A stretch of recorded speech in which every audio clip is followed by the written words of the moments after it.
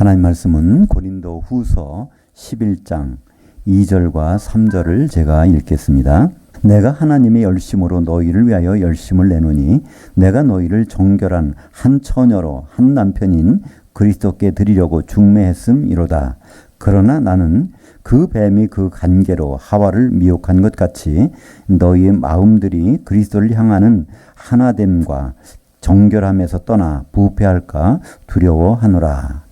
말씀을 가지고 예수님의 신부 우리 이러다간 다 지옥 갑니다 라는 제목으로 말씀을 나누겠습니다. 세상에 태어난 모든 사람들은 예수님을 만나게 됩니다. 그걸 예수를 믿든지 안 믿든지 관계없이 다 만납니다. 물론 만나는 시간과 장소는 다를 수가 있죠. 요한계시록 20장 13절에 보면 거기에서 백보자 심판대가 열린데 그 바다에서 불 섞인 유리 바다에서 죽은 사람들이 올라오고 또 사망 가운데서 사람들이 올라오고 음부 가운데서 사람들이 올라와서 마지막 심판을 받습니다. 근데 그 이전에 주님이 오셔서 하시는 심판이 있습니다. 주님이 재림하시면 공중에서 심판대가 열리는데 그때는 예수 믿는 사람만 올라갑니다. 잘 믿었건 못 믿었건 관계없이 예수님과 관계를 맺은 사람은 다 공중으로 올라가서 예수님을 만나게 되는 것이죠. 예수를 믿는 우리가 좀 많이 오해하게 되는 하나의 구호가 있죠. 예수 천국 불신지요. 이런 말은 우리 많이 들어봤습니다. 저도 과거에는 그렇게 해서 전도한다고 생각을 하고 그런 말씀을 전하기도 했는데요.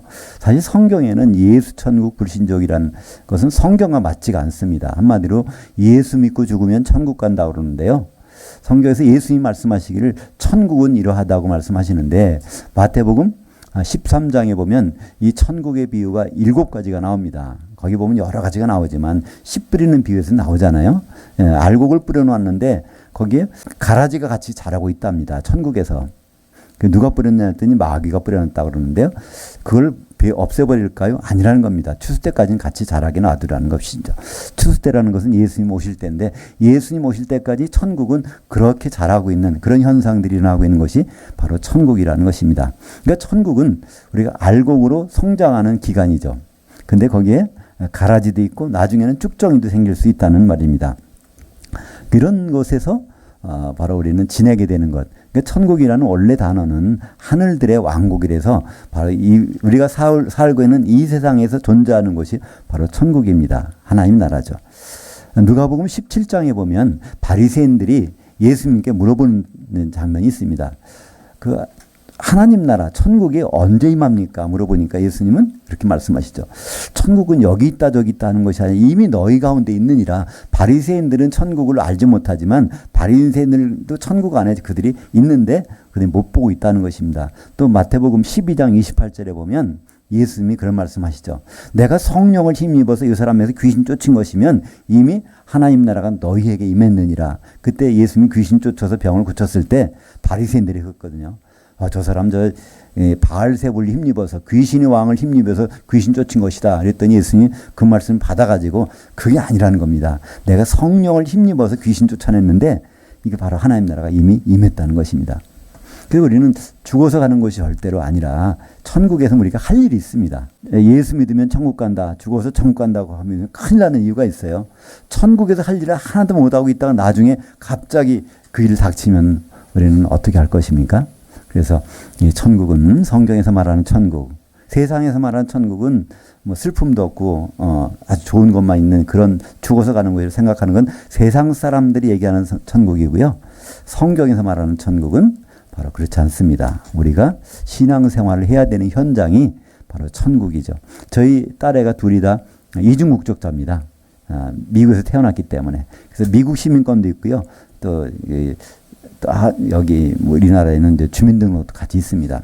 그러니까 두 나라 통치를 다 받고 있는 거예요. 우리가 과거에는 세상 사람이지만 이제 바로 거듭나서 하나님을 믿게 되면은 그럼 하나님이 통치 가운데 있게 되는 겁니다. 그래서 우리는 이중국적을 살고 있는 사람들이죠.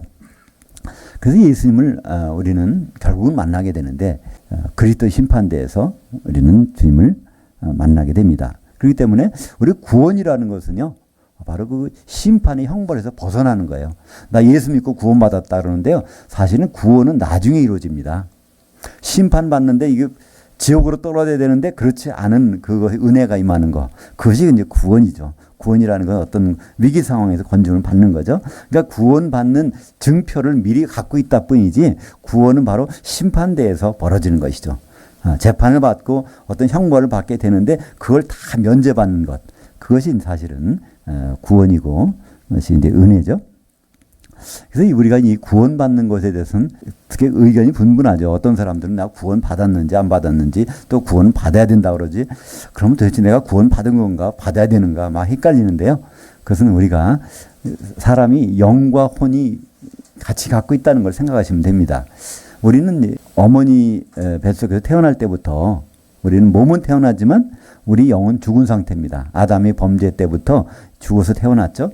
그 영까지 거듭나면 그러면 그것을 성경에서는 거듭났다. 그래서 하나님의 통치 가운데 들어간다고 얘기를 합니다. 그것이 바로 우리가 보통 생각하는 생명책에 우리 이름이 기록되는 것이죠. 그것은 우리 영이 구원이고 거듭나는 건데 그거로 끝나는 것이 아닙니다. 주님을 만나서는요. 그걸 보는 것이 아니라 다른 걸 봅니다. 그것은 이제 혼의 구원이라고 그러죠. 우리가 이 혼이라는 건 우리가 생각하고 느끼는 모든 것인데 우리의 자신이 혼입니다. 우리는 이 몸속에 들어와서 살고 있는 거예요. 시간이 지나면 몸을 버리고 이 혼이 이사를 갑니다. 이사 갔다가 나중에 주님 오시면 영의 몸을 입고 주님을 만나는 그것이 바로 혼의 구원의 단계에 들어가는 과정인데 그때 과연 구원 받겠냐 못 받겠느냐 그것이 거기서 결정이 된다는 것이죠. 이것은 구약 성경에서 하나의 사례가 나와 있습니다. 신약 성경의 모든 말씀들은 사실 구약 성경에서 그림으로 모형이 나와 있는데요. 요한복음 5장 39절에 의하면 너희가 성경에서 영생 얻는 줄 알고 성경을 상고하거니와 그때 성경 구약 성경이죠. 예수님이 그 말씀하실 때 신약 성경은 없을 때입니다. 이 구약 성경은 다 나에 대해서 증언하는 것이니라. 그래서 예수님과 관련돼서 말씀하신 것이 구약 성경인데 거기에 출애굽 사건이 있어요. 애굽에서 400년 종살이하고서 그 다음에 가나안 땅까지 가는 사건. 그 사건이 바로 우리가 구원받는 거의 모형이거든요. 애굽에 들어있던 거기서 종살이하고 있던 이스라엘 백성들이 홍해를 건너서 나오는 것. 그 홍해를 걷는 것이 무엇일까요? 이게 우리가 거듭난다고 생각할 수 있습니다. 그죠? 왜냐하면 그 세상에서 전혀 다른 곳이 나와 있으니까. 60만 그 정확히 말하면요. 60만 3,550명이 나왔어요. 근데 거기서 60만 3,550명이 나왔는데 목적지는 이 광야가 아니라 가나안 땅입니다. 근데 가나안 땅까지 들어간 사람이 몇 명일까요? 그러니까 그 가는 과정에서 60만 3,548명은 다 탈락했습니다. 광야에서 죽어버렸어요. 가나안 목적지까지 들어간 사람은 두 사람, 여호수아하고 갈렙입니다. 이건 다 우리의 모형입니다. 우리는 다 예수 믿어서 끝까지 간다 그러죠. 그렇지 못할 수도 있다는 겁니다. 그래서 성경을 미리 보여준 것이죠. 예수님도 그런 말씀하십니다. 마태복음 7장 13절과 14절에 좁은 문으로 들어가라. 멸망으로 인도하는 문은 크고 넓어서 사람들이 다 그리로 가느니라. 그러나 생명으로 인도하는 문은 좁고 협착해서 그걸 찾는 자가 별로 없다는 거예요. 그건 다 세상 사람 보고 얘기하는 것이 아닙니다.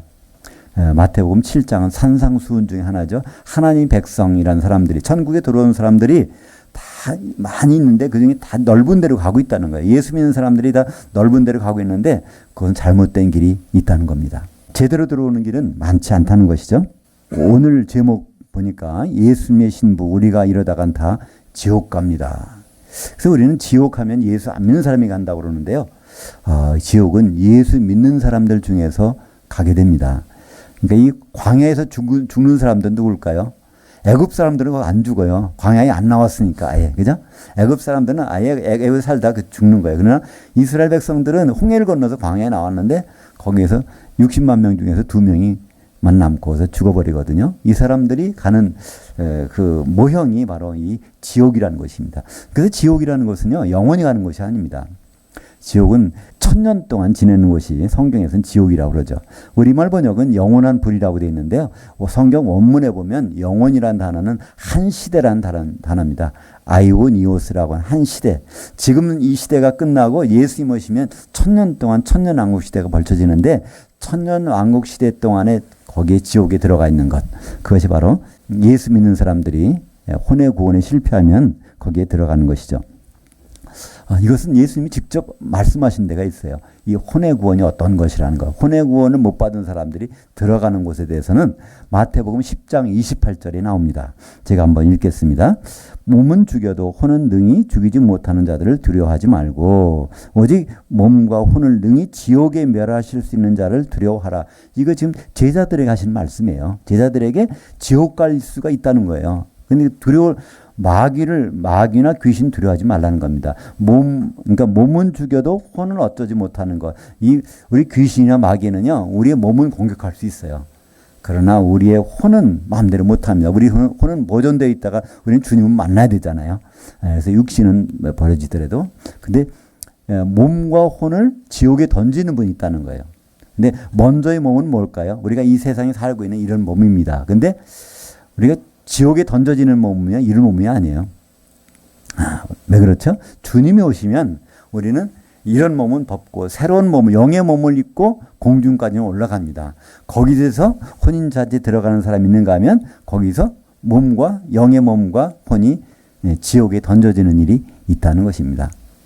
그러니까 아주 선명하게 주님이 말씀하고 있어요. 혼의 구원에 실패한 사람들은 어디에 들어간다고요? 바로 지옥에 들어간다고 말씀하고 있죠. 그러니까 우리는 이 혼의 구원이 얼마나 중요한 일인가. 그 구원이 안 되면 지옥행이니까 그렇습니다. 보통 우리는 예수 믿으면 심판은 받지만 상급의 심판을 받는다 이렇게 얘기하는 사람도 있어요. 그죠?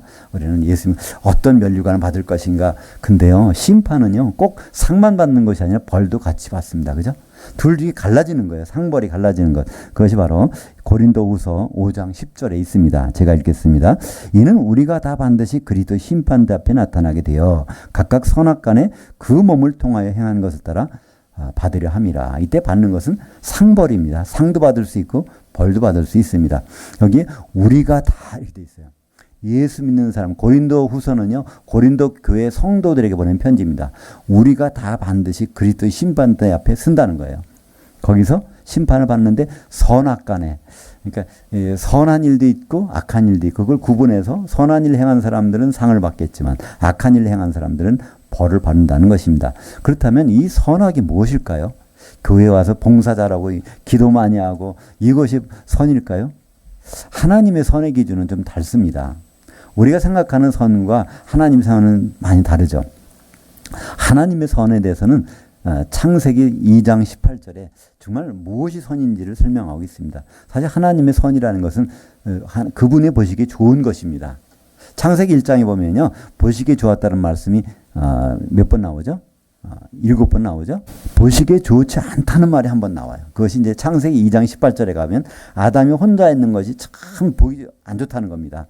그것이 바로 선이란 단어거든요. 하나님께 선한 것은 아담이 돕는 배필을 갖는 것인데 아담이 혼자 사는 것은 참 안 좋다는 겁니다. 이때 아담은 누굴 설명하고 있죠? 로마서 5장 14절에 보면 이 아담은 오실 자의 모형이라는 겁니다. 예수님이 혼자 계시는 거 하나님은 선하지 않다는 거예요. 예수님은 다시 보내셔서 결혼시키는 것만이 하나님께 선한 것입니다. 그러니까 하나님에게 선한 것은요, 예수님과 결혼 준비하는 것 하나님은 참 선하게 보십니다. 근데 예수님 만날 생각을 않는 거 하나님께는 악하다는 겁니다. 그리스도의 심판대는 그걸 심판하는 것입니다. 다 올라가서 바로 예수님과 결혼 준비한 사람 한쪽에, 예수님과 결혼에 관겹이 살던 사람 다른 쪽에. 우리가 생각하기에는요, 그렇지 않잖아요. 교회 가서 아주 잘 섬기고 봉사 많이 하고 성경 많이 보고 기도 많이 해보면 이건 선하다고 생각할 텐데 예수님의 기준은 그게 아니라는 거예요. 그렇게 해서 결국은 결혼 준비를 하고 있다면 선한 것이고 그렇게 하는데 그것이 결혼 준비와 관계가 없다면 그것은 하나님 보시기에 악한 것이라는 것이죠. 그렇기 때문에 그 결과가 나눠지게 되는 것입니다. 주님 만나서 혼인잔치에 들어가서 천년왕국에 하는 사람이 있는가 하면 지옥에 던져져서 1000년 동안 벌을 받게 되는 일이 벌어진다는 것이죠. 그렇다면 왜 예수 믿고 지옥 가는 일이 생길까요? 우리가 지금까지 들어오기에는 예수 안 믿으면 지옥 간다 그러는데 성경에서는 예수 믿고서 지옥 가는 일이 벌어진다는 것입니다. 그것은 우리가 하나님에 대한 생각을 별로 안 하기 때문에요. 우리는 우리만 생각합니다. 내가 예수 믿고 죄사함 받고 하나님의 자녀만 되면 하나님 우리 자녀 삼아주셨으니까 영원히 하나님과 더불어 살겠지. 하나님의 뜻은요, 우리를 자녀 삼고 끝나는 것이 아닙니다. 하나님은 왜 우리를 자녀 삼으실까요? 이 자녀들을 쓸 때가 있어서 그렇습니다. 하나님이 우리 자녀 삼으신 다음에 쓸 때가 있다는 거예요. 그 쓸 때는 어디죠? 우리를 모아서 예수님의 신부를 만드는 겁니다. 그래서 예수님이 결혼시키겠다는 거예요. 그때 결혼시킬 신부가 만들어지는데 나머지 쓰레기들은 다 버릴 거 아닙니까? 그것이 바로 지옥이라는 쓰레기 처리장이죠. 하나님의 뜻은 창세기부터 선명하게 남아 있습니다. 창세기 2장 24절에 보면 남자가 부모를 떠나 그 아내와 합해서 한 몸을 이루도록 하나님이 반드시 하시겠다는 겁니다. 그 남자는 우리가 지금 다 알고 있죠? 예수님 다시 오시면 그의 아내와 결혼해서 한 몸 만드는 거, 결혼식 하는 거, 이걸 반드시 하시겠다는 것이 하나님의 뜻입니다. 그렇기 때문에 하나님의 자녀들을 얻으시는 것은요, 바로 그 뜻을 이루어 가시기 위해서 하시는 것입니다. 그래서 하나님은 하나님의 아들들이 필요하세요. 그 아들들을 모아서 신부방에서 바로 한 신부로 되게 하는 것. 그것이 성경에 그런 기록이 나와 있습니다. 마태복음 9장 15절을 보면요, 이런 말씀이 있습니다.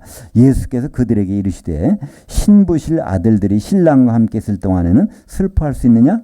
그러나 신랑을 빼앗길 날이 있으리니 그때는 금식할 것이니라. 그러니까 신랑을 빼앗기는 사람들이 있다는 거야. 마태복음 9장 15절은요. 번역이 우리말 성경 읽어보시면 나중에 그런 말이 어디 있지? 안 보이는데 이렇게 하실 것입니다. 거기는요. 이렇게 돼 있어요. 요한의 제자들이 이제 금식하는데 왜 예수님 제자들은 왜 금식 안 합니까? 이렇게 질문하는 그 과정에서 이 문제가 이제 불거 터진 것입니다. 우리는 금식하면은 아주 기도 중에서 좋은 기도같이 여겨지죠.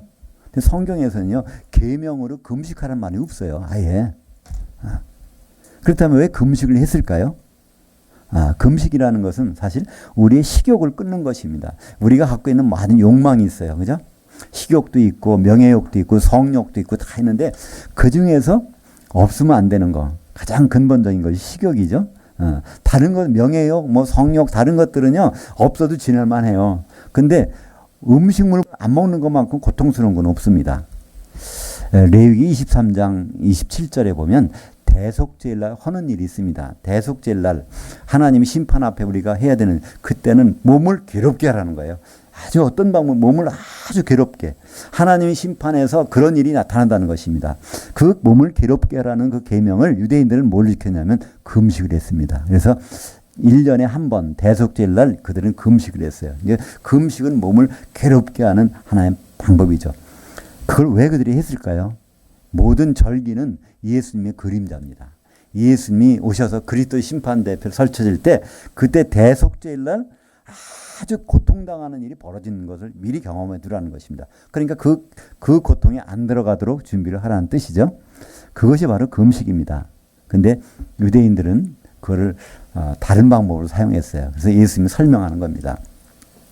바로 이 신부실에 있는, 신부 대기실에 있는 아들들이, 하나님의 아들들이 신랑과 같이 있을 때는 금식할 필요가 있느냐. 우리는 지금 신부실에 있는 거나 마찬가지입니다. 그죠? 그러니까 교회가 신부실이거든요. 우리는 그분을 신부가 되기 위해서 지금 준비하고 있는 사람들이에요. 근데 신랑과 같이 있을 때는 금식할 필요가 없다는 거예요. 고통을 당할 필요가 없다는 것입니다. 그러나 바로 신랑을 빼앗길 날이 있으리니 그때는 금식할지니라. 그때는 금식을 너희들이 하도록 내가 만들겠다, 그런 뜻입니다. 어디다가요? 지옥에 던져져서. 그때는 하기 싫어도 하게 된 1000년 동안 금식의 고통, 먹지 못하는 고통, 가장 큰 고통을 당하는 것이 바로 이 지옥에 들어가는 것인데, 그것이 바로 신부실에서 되게 되는, 그러니까 거기 보면 신부실의 아들들이 나와요. 하나님의 아들들. 우리는 다 하나님의 자녀들이잖아요. 교회에 있는 하나님의 자녀들이에요. 근데 이 중에서 신랑을 뺏길 사람이 나온다는 거예요. 요한계시록 21장 7절에 보면 이기는 자는 하나님의 아들이 된다고 합니다. 근데 그 이기는 자들이 결국은 어디에 모이죠? 이제 결혼식장에 들어가서, 결혼식에 들어가기 전에는 항상 우리가 예식장에 보면 뭐가 있어요? 신부 대기실이라는, 신부실이라는 데가 있잖아요. 그 신부실에서 신부가 준비가 다 되면 결혼식이 이루어집니다. 우리도 마찬가지예요. 우리는 다 이제 하나님의 아들들이 되어서 준비하고 있는데 공중에 다 올라가서 신부실에 들어가서 신랑을 빼앗기는 자들이 생긴다는 것입니다. 물론 신부가 돼서 나오게 되면 빼앗길 일이 없겠죠. 신부가 되는데 참여하지 못하는 그 아들들이라면 거기서 떨어져 나가는 것이죠. 마태복음 25장에 보면 열처녀의 비유가 나오지 않습니까? 신부실에 들어가서 기름 준비하는 사람들과 그렇지 못해서 기름 준비 못해서 거기서 떨어져 나가는 사람이 있는데 그 똑같은 장면이죠. 요한계시록에서는 그래서 하나님 아들로 끝나는 것이 아니라 어린 양의 신부가 나오면서 끝납니다. 그죠? 우리가 보통 농부가 밭에다가 씨를 뿌립니다. 왜 씨를 뿌릴까요? 추수하려고요. 물론 이제 이걸 추수해서 이제 시장 내다 팔아서 돈을 벌려고 하는 목적도 있지만 근본적으로 이 밭에다가 씨를 뿌리는 목적은요. 추수한 다음에 그 알곡을 그냥 먹어요? 아니죠. 그죠? 그걸 방앗간에서 정리해서 방아를 쪄서 우리는 쌀은 그냥 먹어도 되지만 밀가루는요. 절대로 그냥 안 먹습니다. 그죠? 그걸 가루를 만드는 다음에 그걸 떡을 만들어야 비로소 입에 먹을 수 있잖아요. 하나님은 우리를 알곡 신자가 되려 하시는 이유가 뭡니까? 우리는 알곡 신자로 끝나면 하나님은 우리를 드실 수가 없어요. 우리는 바로 알곡이 된 다음에 그 다음 단계는 가루가 돼서 기름과 합해서 떡이 돼야 하나님이 드실 수 있는 하나님의 그 신부가 되는 그런 이제 마지막 단계에 들어가는 것이죠. 그래서 요한계시록 21장 19장 7절과 8절에 보면요. 어린 양이 혼인날이 딱 됐어요. 결혼식이 딱 시작되는 날이야. 근데 거기 보니까 그때서 비로소 어린 양의 신부가 준비가 됐어요. 그 어린 양의 신부를 쭉 보니까 한 세마포 옷을 입었는데 이 세마포 옷을 자세히 보니까 성도들의 의로운 행실들이더라. 성도들이 이게 떡으로 뭉쳐 이게 가루가 돼서 떡으로 된 모습. 그 전까지는 하나님의 아들들이었었는데 이것이 바로 기름을 가지고 이 떡이 돼서 하나의 신부가 된 모습. 거기서 나타납니다. 하나님 우리에게 바라시는 것은 바로 그 모습입니다. 하나님의 아들 자녀로서 그냥 내버려 두신 장면이 아니거든요. 요한계시록 21장에 보면요. 거기 하나님의 아들들이 그 새 예루살렘 안에 들어가서 거니는 장면은 없습니다. 물론 백성 된 사람들은 들어오지만 하나님의 아들들은 이미 하나의 보석이 되어서 바로 새 예루살렘으로 한 몸이 되어 있는 것을 볼 수가 있습니다.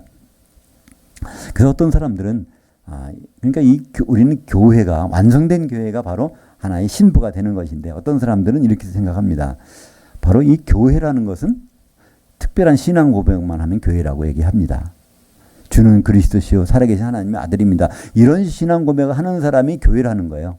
또 고린도전서 3장 16절에 보면 바로 너희가 하나님의 성전인 것과 하나님의 성령이 너희 안에 계시는 거 알지 못하느냐? 내 속에 성령이 계시니까 내가 성전이고 내가 교회라고 얘기합니다. 그건 맞지 않는 말입니다. 왜냐하면 너희라고 복수가 돼 있어요. 그죠? 성전은 단수고 우리가 한 덩어리가 되면 그러면 주님의 신부가 될 수 있다는 말씀이지 각자가 신부라는 말이 없어요. 이것은 우리가 예수님을 한번 생각해 보면 알아요. 예수님 오셔서 결혼하러 오시는데 각자가 신부라면 어떻게 될까요? 결혼식을 몇 번 해야 되죠? 그냥 수십 번 해도 안 돼요. 수백 이게 될 수가 없는 일입니다. 왜냐하면 예수님은 한 신부만 원하세요. 그럼 우리가 예수님을 어떤 모습으로 만날 수 있을까요? 내가 신부단장에서 만날 수 있을까요? 아니요. 그럼 퇴짜 맞습니다. 예수님은 그분의 한 신부만 원하기 때문에. 그래서 우리가 정말 예수님을 제대로 만나려면요. 우리는 한 신부가 돼서 만나야 됩니다. 그렇다면 거기에 관건은 뭘까요?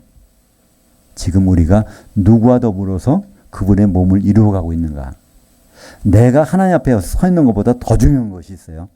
내가 누구와 더불어서 신앙생활하고 있고 그분의 몸을 만들어가고 있는가. 그것이 바로 오늘 마태복음 5장 29절과 30절에 그 내용이 나옵니다. 제가 한번 읽겠습니다. 만일 내 오른 눈이 너로 실족하게 하거든 빼어버리라. 내 백체 중 하나가 없어지고 온몸이 지옥에 던져지지 않는 것이 유익하며 또한 만일 내 오른손이 너로 실족하게 하거든 찍어내버리라. 내 백체 중 하나가 없어지고 온몸이 지옥에 던져지지 않는 것이 유익하니라. 32절입니다. 누구든지 음행한 이유 없이 자기 아내를 버리면 이는 그녀로 간음하게 함이요. 또 누구든지 버림받는 여자에게 장가드는 자도 간음함이니라. 여기 마태복음 5장 29절 30절에 보면요. 이게 너라고 나왔어요. 내 오른 눈이 내 오른손이 범죄하면 빼내버리라는 거예요. 그렇지 않으면 그거 가지고 있으면 지옥에 들어간다는 것입니다. 여기서 너라는 것은 우리 각자가 아닙니다. 이게 교회입니다. 만약에 각자라면 이상한 현상이 벌어질 거예요. 주님을 만나서 다들 눈도 없고 벌도 없고 이런 사람만 간다 그러니까 이게 이상한 거 아닙니까? 이게 아닙니다. 여기는 음행한 여인에 대한 얘기를 하고 있는 거예요. 예수님이 음행한 여인과는 결혼 안 하겠다는 말씀이거든요. 음행하지 않은 정결한 처녀하고 난 결혼하겠다는 그 말씀을 하시는데 음행한 내용들이 눈이 범죄하거나 손이 범죄한다는 거예요. 보통 우리가 음행하게 되면 눈이 먼저 범죄하겠죠.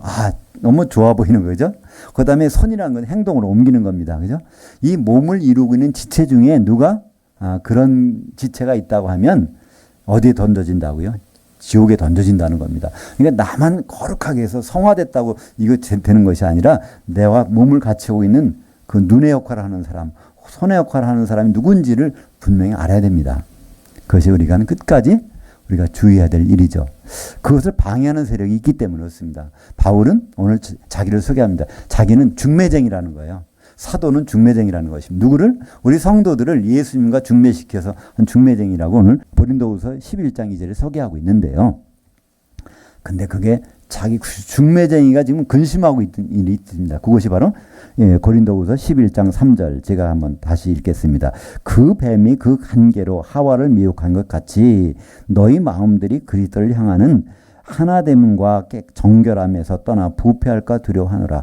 그러니까 우리는 약혼자예요. 다. 거기서 이런 일이 벌어질 거라는 것입니다. 에덴 동산에서 뱀이 사탄이 그 하와를 유혹해서 떨어지게 했는데 그런 것처럼 지금도 우리는 유혹을 받을 거라는 거죠.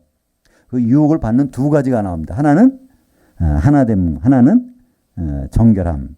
근데 우리말 번역은 진실함과 깨끗함이라고 번역했는데요. 이건 좀 번역이 잘못됐습니다. 여기서 하플로테스라는 말이 나옵니다. 하플로테스를 이걸 못하게 한다는 거예요. 원래 이 하플로테스라는 것은 하나 된다는 뜻입니다. 이 헬라어로요. 이렇게 새끼를 꼬는 게 있죠. 이게 이렇게 머리를 여러 개 꽈서 한 줄을 만들 때 머리도 보통 이렇게 꽃머리가 있죠. 그럼 무슨 레게 머리라고 하나요? 그런 꼬는 거. 이 꼬는 거를 헬라어로요. 플레코라고 합니다. 플레코. 이 플레코가 꼬여서 그걸로 하나 되게 하는 걸 하를 붙여서 하플레코에서 나온 말이야. 하플라테스. 우리가 여럿인데 이걸 다 꼬아서 한 몸으로 만드는 이것을 못하게 하는 걸 누가 한다고요? 뱀이, 사탄이 한다는 것입니다. 또 하나 단어가 나오죠. 또 하나 단어는 정결함. 이건 하그노테스인데요. 이 하그노테스는 이 거룩함에서 우리 흠이 없는 데서 바로 그것을 흠이 생기게 하는 것. 그러니까 우리 지체 중에 손, 발 모든 것들이 지체가 흠이 없어야 되는데 오른손이나 오른눈이나 이거 흠이 생기게 하는 것이 생긴다는 것입니다. 그것이 누가요? 바로 하와를 미혹한 뱀처럼 사탄이 교회를 그렇게. 그러니까 사탄이 교회를 공격하는 건 두 가지입니다. 딱. 하나는 하나 되지 못하게 하는 것. 두 번째는 우리 지체 중에 누가 흠이 생기게 하는 것. 그러면 도매금으로 같이 넘어가니까. 신부 대기실에서 신부 단장을 하고 있는데 갑자기 발목이 삐었다든가 또는 뭐가 잘못됐든가. 그럼 어떻게 결혼식 입장을 못 하잖아요. 그 작용을 누가 한다고요? 바로 그 뱀이, 사탄이 그렇게 우리를 할 수가 있다는 것입니다. 그래서 실패하는 사례가 나와요. 결혼식장에 못 들어가는 사례. 요한계시록 18장 21절에 보면요. 거기에 큰 성 바벨론. 이 큰 성 바벨론은 바로 큰 음녀교회입니다. 그러니까 주님과 결혼을 준비하지 않고 세상과 결혼하려고 하는 모든 교회의 성도들, 그들의 그런 모임을 성경에서는 큰 음녀 또는 큰 성 바벨론이라고 하죠. 요한계시록 18장 21절에 보면 그들을 그 바다에 던져서 보이지 않게 하더라. 그 바다는 요한계시록 15장 2절에 나오는 불 섞인 유리바다입니다. 그 지옥이죠. 거기에 던져져서 1000년 동안 보이지 않게 하는 일이 나타나는 것입니다. 그건 언제 벌어지죠? 주님이 오시면 우리가 다 올라갔는데 거기에서 이제 결혼 준비 안 한 사람들, 결혼 준비할 때는 뭐가 필요하죠? 우리 이 곡식 가루가 이 떡이 되기 위해서는 반드시 필요한 거. 우리는 물을 가지고 하죠. 근데 이 성경의 그 세계에서는 기름 가지고 하거든요. 그러니까 성령의 기름이 준비 안 된 사람은 떡이 될 수 없고 신부가 될 수 없으니까 그들은 바로 다 가루가 돼서 어디로 바다에 흩뿌려지는 것입니다. 바로 오늘 이 사도 바울은 중매쟁이로서 큰 근심을 말하고 있습니다. 그렇다면 우리는 약혼자로서 한번 이런 근심에 동참해야 될 필요가 있습니다. 우리는 좋든 싫든 약혼자예요. 이미 결혼 상대자가 돼 있어요. 큰성 바벨론의 특징이 뭔지 아십니까? 자기는 과부가 아니라는 거였어요. 이 과부. 그러니까 과부가 아니라는 건 뭘까요? 신랑이 필요 없다는 얘기입니다. 그죠? 근데 우리는 신랑이 필요한 사람들입니다. 우리는 예수 믿고 죄사함 받고 또 하나님이 자녀가 되고 또 주의 형제들이 되고 이게 다 좋은 일입니다. 근데 거기서 끝나서는요 안 되거든요. 어디까지 가야 되죠? 예수님과의 결혼식까지 가야 돼요. 그러니까 예수님과의 결혼식은 하나님 아들로서 결혼 못 해요. 그죠? 예수님이 형제로 결혼 못 합니다. 예수님과의 결혼식에 들어가려면 성령의 기름으로 그분의 신부실에서 한 신부가 되는 것, 그것밖에는 없습니다. 우리는 반드시 주님을 만납니다. 죽었다고 안 만나는 것이 아니에요. 만나는 시간이 언제냐는 것은 이제 앞으로 결정되겠지만 반드시 만납니다. 근데 반드시 만날 때 그분 앞에 내 모습이 뭐야 되는가는 지금 생각해 두지 않으면 큰일 납니다. 그죠? 그분 만날 때 내가 하나님의 아들로서 만날까? 그분 만날 때 그분의 예수님이 제자로 만날까? 이런 사람들은 큰일 나는 거예요. 마지막 단계가 남아있기 때문에 그렇습니다. 그 마지막 단계의 모습을 사도 바울은 우리에게 소개해주고 있습니다. 그것이 데살로니가전서 5장 23절입니다. 제가 읽습니다. 평강의 하나님이 친히 너희를 온전히 거룩하게 하시고 너희의 온 영과 혼과 몸이 우리 주 예수 그리스도께서 강림하실 때에 흠없게 보존되기를 원하노라. 여기서 영과 혼과 몸 다 단수입니다. 우리는 그때까지는 서로 하나가 돼야 되는 거예요. 그리고 흠이 있는 사람이 있으면은 결혼을 못 한다는 것입니다. 흠 없게 보존되는 것을 원하고 있습니다. 우리는 세상 사람들은 지옥 갈 일이 전혀 없습니다. 그죠? 세상 사람들은 죽으면 음부에 갔다가 나중에 백보자식판에서 심판을 받게 됩니다. 그러고 나서 이제 불못에 갈 수도 있고 또 다른 길이 하나님이 열어준 길이 있을 수도 있습니다만은 예수 믿는 사람들은 반드시 좋든 싫든 선악간의 심판을 받기 위해서 공중으로 올라갑니다. 이때 지옥에 안 가는 방법은 무엇일까요? 나만 잘했다고 되는 것이 아닙니다. 그때 몸에 흠이 없어야 됩니다. 그죠? 몸에 흠이 있으면 같이 지옥에 던져지는 것이죠. 우리에게 가장 필요한 것은 지금 우리가 누구와 더불어 예수님의 몸을 만들고 누구와 더불어 주님과의 결혼을 준비하고 있는가. 이것이 가장 핵심입니다. 그것이 안 된다면 마태복음 오늘 우리가 읽었던 5장 29절 30절에 있는 말씀처럼 그 온몸이 지옥불에 던져질 수가 있다는 것입니다. 이것은 비유가 아니라 앞으로 분명히 일어날 일입니다. 예수님의 신부, 우리 정체성입니다. 거기까지 가야 됩니다. 그러기 위해서는 옆에 계신 분들이 다 정결하게 준비가 돼야 되고 같이 준비가 돼야 됩니다. 그렇지 않다간 우리 다 어디 갈 수 있다고요? 지옥에 간다고 얘기하고 있습니다. 이것은 미리 우리가 경고해 주신 말씀이기 때문에 이것만 지키면 갈 일이 없어요. 한마디로 기름 준비만 하고 있으면 우리는 지옥에 갈 일은 없습니다. 그러나 그것을 모르고 있다면 거기에 분명히 그런 위험 요소가 있는 것이죠. 우리는 그냥 지옥 하면요 실감이 안 나지 않습니까? 마가복음 9장 48절과 49절에 보면요 거기는요 구더기도 죽지 않고 불로서 소금치듯 하는 것이 그 지옥이라는 거예요. 우리가 지금 한 일주일 동안 불볕더위 얼마나 힘듭니까? 근데 이 정도 더위가 아니잖아요. 그죠? 그것도 이 정도 기간이 아니라 1000년 동안 반드시 우리는 다른 것 몰라도 지옥 가는 일은 피해야 될 것입니다. 기도하겠습니다. 하나님 아버지 감사합니다.